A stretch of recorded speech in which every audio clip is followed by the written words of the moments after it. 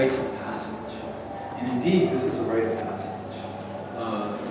Taking a body of work and being willing to carry it out into the world, not knowing where it will be or how it can be, but trusting that it shall be.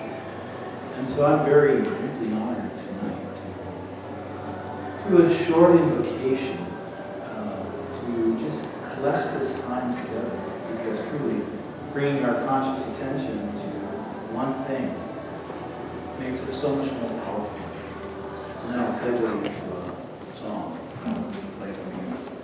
But I'd like you, if you're comfortable closing your eyes, or if you'd like to just soften your gaze, either way is great. But just to come together into a field of gratitude. For indeed, we know as our community here in this room recognizes this field of gratitude. We give thanks for each and every moment that has contributed to this, for it is truly accumulation of all that has been. And as we release all that has been, we become present to this very moment in which we are truly here in gratitude for not only the work that Renee and Maria have done, but the grander scheme, the grander pattern of the work that is being done on behalf of all brains everywhere, of truly finding new pathways, truly finding new ways in which to not only heal the world, but to reveal the beautiful essence within each and every one of us, and find ways for that essence to come to the surface and be communicated. I'm just so grateful that this body of work that we're honoring today, uniquely through Renee and Maria, is bigger even than this. For it is truly part of the universal pattern of wholeness. It is allowing us as human beings to become truly manifest of all that we are capable of, all that is promised, and all that is truly good about us. So I'm just so happy and grateful and clear that this is a sacred time and a sacred moment in the fluid passage of time. And so with that, I simply give thanks and let it be. So it is.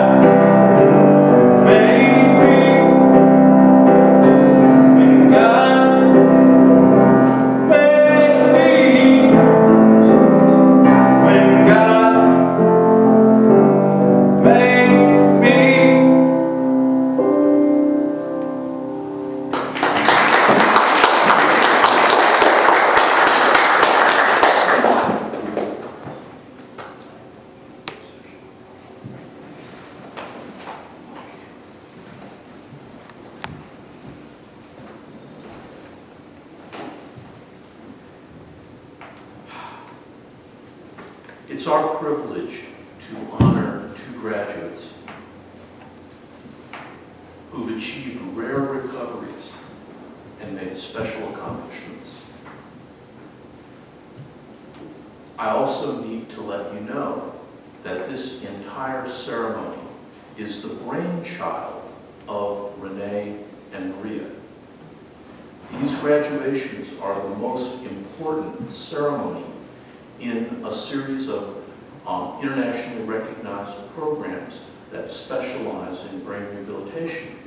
And this is their big show. And these graduations are really awesome events.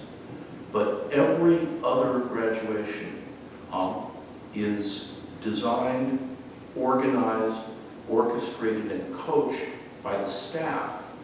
And the members participate in the graduation and have featured roles. But in our program, our graduation was organized by the participants with no one's help, no one's guidance. Everything you're going to experience tonight is the result of their creativity and their capacity to make a project happen. And I'm so proud of what they've done.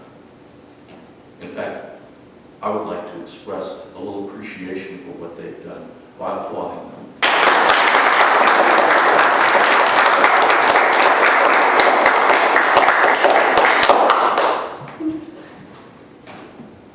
In order to understand the magnitude of their accomplishments, you need to put up with just a little bit of teaching. And I will start, and Renee and Maria will finish. First of all, the sad fact is that brain injuries don't heal up. A damaged brain is always damaged. A severely impaired brain is always severely impaired. These injuries changed Renee and Maria, as they change everyone else who sustains them. The old person is no longer here, but rather replaced by a person with a different brain that has some new limitations and quite a few new quirks.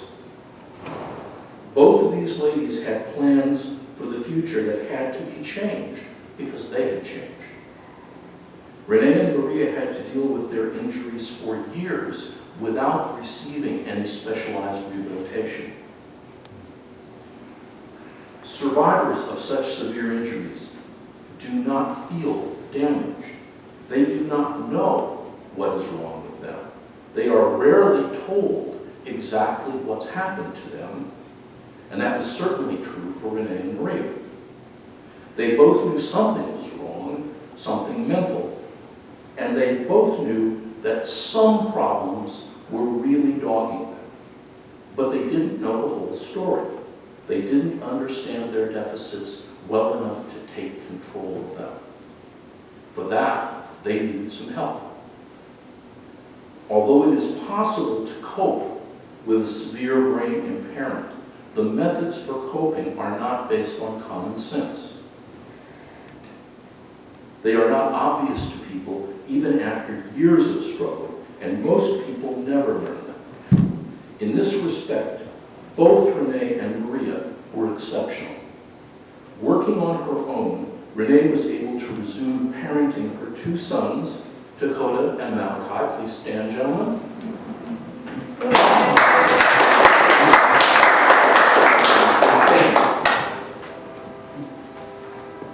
As a single mom, something most mothers with brain injuries simply cannot do.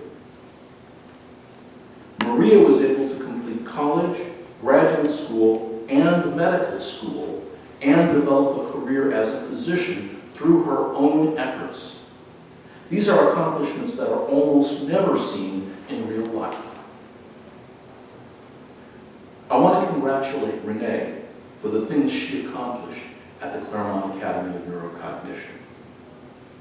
First, it was extremely difficult for Renee to attend the program. She began coming to Give Back meetings in 2012 and hearing about the accomplishments of other members of this nonprofit organization who had attended this high-intensity program.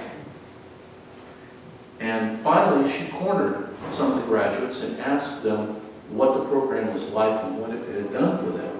And they basically told her it was a life-changing experience. So Renee decided entirely on her own, I'm going to get into that program. I don't care what it takes, I'm going to do it. And she became an absolute resource in Give Back, helping us organize, helping us start special meetings, and so on. Renee also ended up having to bankroll her participation in the program entirely on her own, with very limited financial resources with which to do it. She really had to ride the rough edge financially for 2 months just to attend the program. And the program is notoriously difficult. And it was certainly an interesting challenge for her. And Renee had difficulty in the middle of the program finishing it.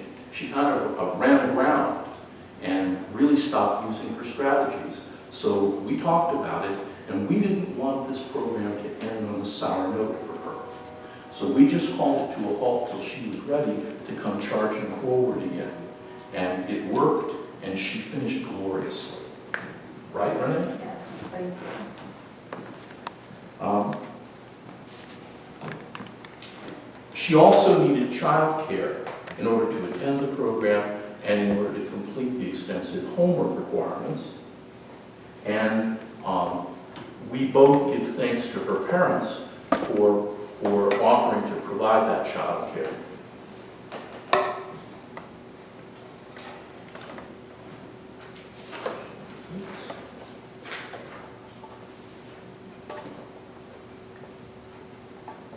Okay, now Renee is actively working on enriching her life in 3 important ways. First, she's striving to upgrade her parenting as her sons get older and require more guidance. Second, she has taken on self-employment, working as a yoga instructor in preparation to become a full-time employee in the future. And third, she is working on rebuilding her social life so that she can live a well-balanced life. As she struggled with her recovery, Renee found that she needed inspiration. She chose the superhero Wonder Woman as her personal inspirational symbol. If you don't know Wonder Woman, she was an Amazon, a person, a paragon of courage, strength, determination, and cleverness. It is my honor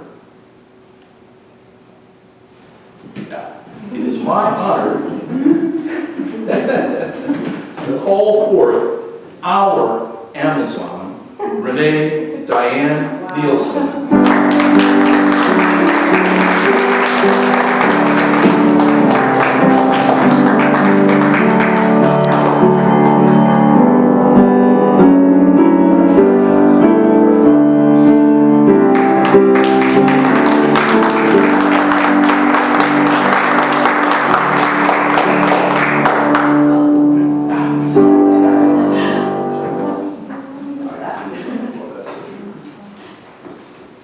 Wow, this is my turn already. Okay. Let me just pull this up here real quick. Well, Dr. Schultz, I just want to thank you for the kind words right now. I'd like to thank everyone for coming out tonight and showing your support. I can't tell you how much I appreciate it. Where do I begin?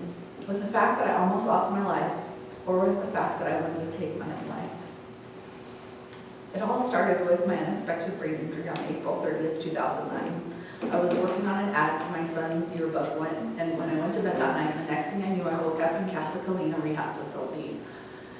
Not knowing what had happened, my mother was there and explained everything to me. Apparently, I had a blood vessel in my brain that was all knotted up and finally exploded, saturating my brain with blood. My roommate, Nick, found me and immediately called 911. For this, I owe him my life. Then he called my sister to let her know that I was on my way to the hospital. Now, the funny thing about this is we lived in a tiny back house in Venice, so the corridor down there was like this big. And the only thing I can think of is how the paramedics were managing to gurney down the hallway and actually got this Amazon down there to the station. And then I also had a dog that was going crazy, but thankfully he didn't wake the boys up. So from there I was taken to UCLA Medical Center where they performed immediate brain surgery to relieve the pressure in my brain. I stayed there for about 5 weeks, then was transferred to Casa Colina, the rehab facility located in Pomona. I couldn't walk, so that was my biggest challenge I was facing. I slowly progressed to where they would have me in this machine that held me up. And I can remember at one point being in it and getting dizzy and just the blood draining from my face. Thankfully, the rehab specialist, immediately upon seeing me, got me out of it. The only negative experience I had at Casa Colina was one night when I had to use the restroom. So the beds are all equipped with a little button that you push, and you have to push it, and then the nurses come in. Well, I pushed it, no one came. And I waited, and I waited, and I waited, and still no one came. So, seeing my wheelchair right next to my bed, I'm thinking, I can make that. So I attempt to get out of the bed, and all the beds are equipped with alarms, so immediately when you leave the bed, the alarm goes off. So I get out of my bed, well, I can't make it to my wheelchair, so I fall on the floor. So here I am, laying on the floor with no bed alarm going off, and I'm thinking, okay, what's gonna happen now? So finally, the nurses came doing their rounds, and they saw me on the floor, and they asked what I was doing there. And I said, I pushed the alarm, no one came, or I pushed the bed call, and no one came.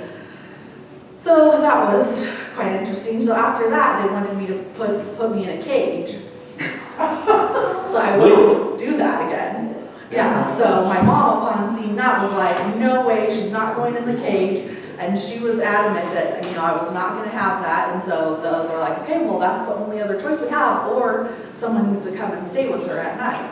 So thankfully, my mom came and stayed with me. And every night she was there, and she got a night of relief when my good friend Julie Pedroza came and stayed with me one night. And as Julie can tell you, sleeping there was not fun. It was not fun, especially with my partner next to me, who was just rambling on madly and moaning throughout the night. Another funny story that my mom told me, which I don't remember, is when they took me to get my hair cut, I just stared at myself in the mirror because that was the first time I saw myself. So I was like, oh my God, I don't know what I thought, and she thought I was going to be traumatized by this, but fortunately I don't remember anything. So she was saved by that. So from Casa Colina, I went to my grandmother's house, which her and my grandfather kindly allowed my parents to stay in while I was recovering. They were not ready to release me, but once again, my mom, the advocate for her daughter, insisted that it would be a better situation for me. I would actually be able to get sleep, and I would be monitored by her throughout the day. Before they could release me, they needed to see where I was going to make sure it was a safe environment and give their approval. 2 of my therapists went along with me to my grandmother's house, which they saw was much more open and easily accessible. So they ended up approving, and so everyone began to relocate.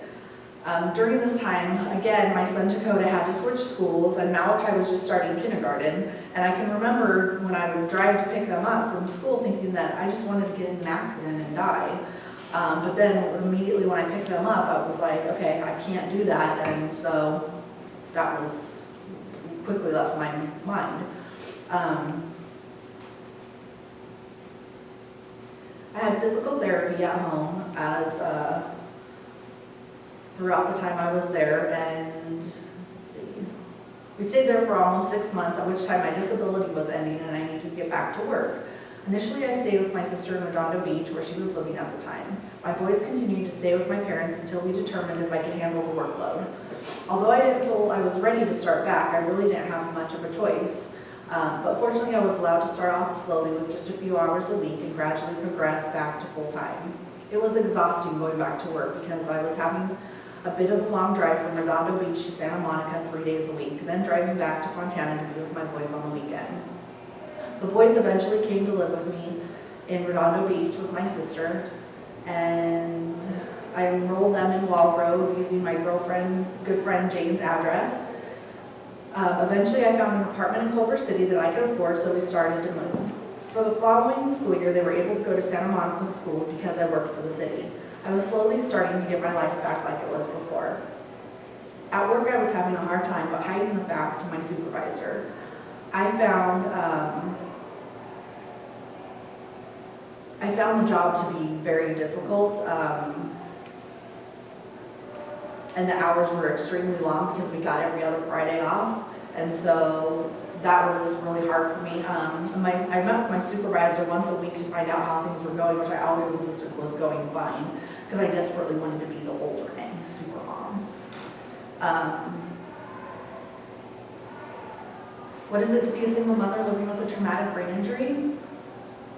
It is beyond frustrating. You forget the little things you've just told your children. Disciplining is extremely hard because the consequences you gave could be easily forgotten unless they were written down. Things are done haphazardly, and with taking the boys to school, picking them up, and trying to help them with their homework, cooking and cleaning, it gets overwhelming, and at the end of the day, you can't reach to crawl into bed. So I usually end up in bed with my youngest son by 8:30. Another frustration is that people think because you look normal, you should act like your old self. I found this to be true when I tried returning to work for the city of Santa Monica. Because I look like the older me, people assumed I could still do all the same things I could pre-injury. We quickly found out this was not the case. I quickly found myself getting behind in work, allowing my pride to get in the way, not asking for help or telling anyone. Prior to taking Dr. Schutz's class, I was extremely frustrated with my life. My two boys and I were living with my parents, which was very challenging for all of us. I was having a hard time managing my budget, which my mother was extremely hard on me about. My life pre-injury, after the injury, my life pre-injury and after the injury is what I like to call organized chaos. But what does my future look like? Well, hopefully I will continue to progress and finally be a master of the tools that Dr. Schutz has given me to work with. My passion is yoga, so I hope to become a yoga instructor because I absolutely love doing it. Continue to be an advocate for brain injury and recovery, manage the website for Dr. Schutz, and hopefully be his office secretary as well as support to Maria. First and foremost, I'd like to thank Dr. Schutz for conducting this amazing program and giving me the tools to be effective in my life. The techniques he has taught me are life-saving. It has absolutely changed my life for the better, and I couldn't be more grateful to him.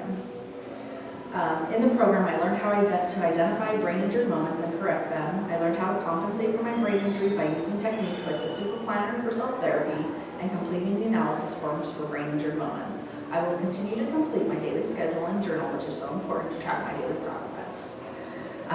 My parents, who unfortunately are not here tonight, have done a huge favor for me and took care of Dakota and Malachi for the first 6 weeks of my class.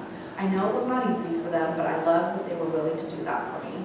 And I would just like to say thanks to my boys for making the huge sacrifice, for staying with Grandma and Grandpa during that time. I know it wasn't easy for you or for them, and it just really helped me get my homework done and what I needed to do done. And Judy, thanks so much for your support and guidance through this. You're an amazing friend and therapy partner. I feel blessed to have you in my life. Nick, thank you for being my therapy partner as well, and a friend. Don, who's not here tonight, he was an inspiration to us all, and I appreciate his friendship. And to all my dear friends who showed up tonight, just thank you for all of your support and guidance, and I love you guys. You mean the world to me.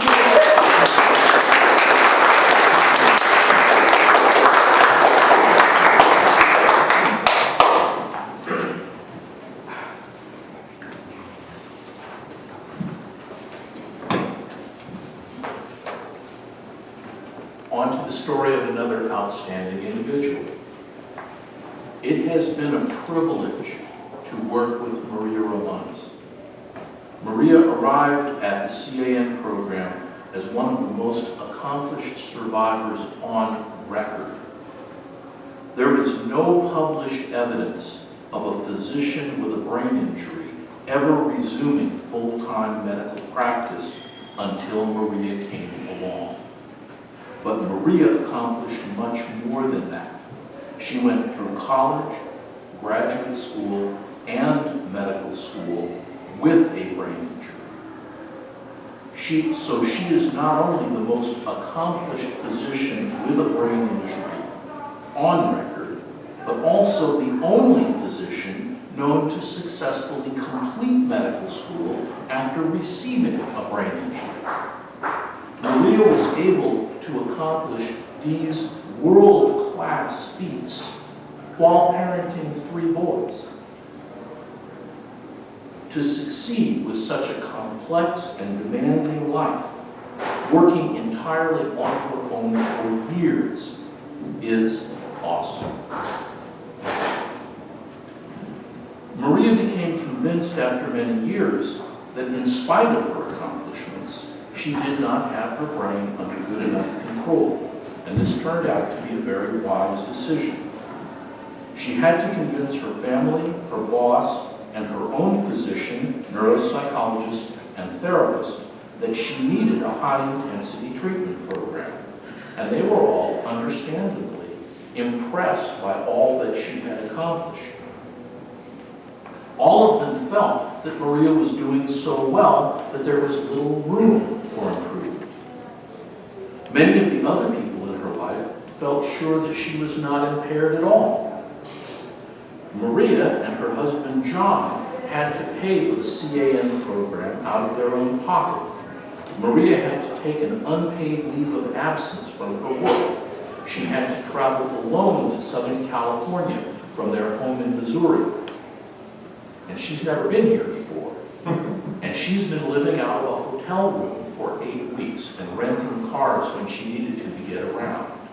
Okay, think about it. This is a person with a severe brain injury who was having trouble dealing with the day-to-day difficulties of her life, and she threw herself into a brand new situation where she had to manage everything on her own.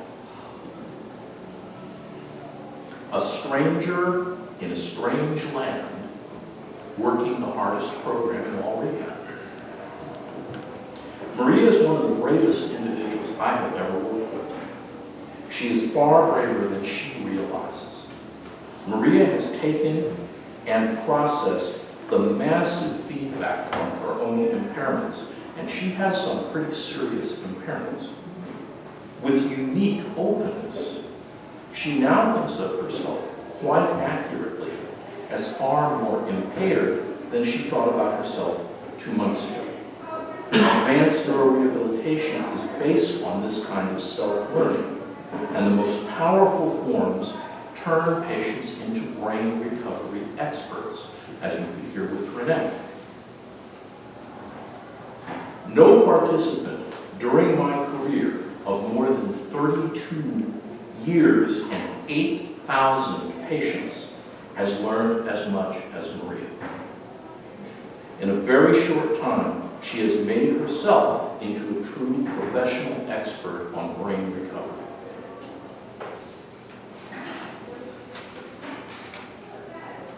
We measure self-insight by the completion of forms that analyze the impaired behaviors shown during the program. Maria holds the all-time record for the CAN program, with more than 120 forms completed. She intends to break the national record, which sits at 150 forms, on her own. Many graduates of advanced rehabilitation get so good at recovery that they make recovery into a career. Some become therapists, others serve as volunteer peer mentors. Many of the people in the audience today have served as peer mentors in the CAN program. Maria, too, intends to devote a part of her future to helping others with brain injuries. This fall, she will begin exploring the possibility of becoming a full-time brain rehabilitation physician. I have never said that a program graduate worked as hard as he or she could. In such an intense program, everyone lets down and backs off at some points. But Maria worked as hard as she could. No one will ever outwork her, and it is unlikely that anyone will ever out-recover her. In recognition of her unprecedented personal commitment, her unprecedented accomplishments in the program, and her diamond bright future, Maria has earned highest honors at graduation from CAM. Please come forward to graduate summa cum laude.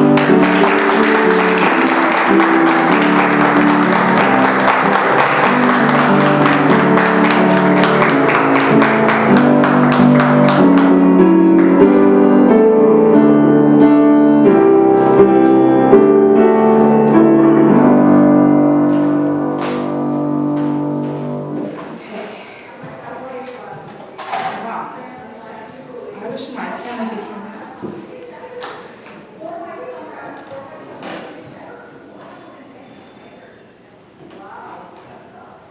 I'm Maria Romanes.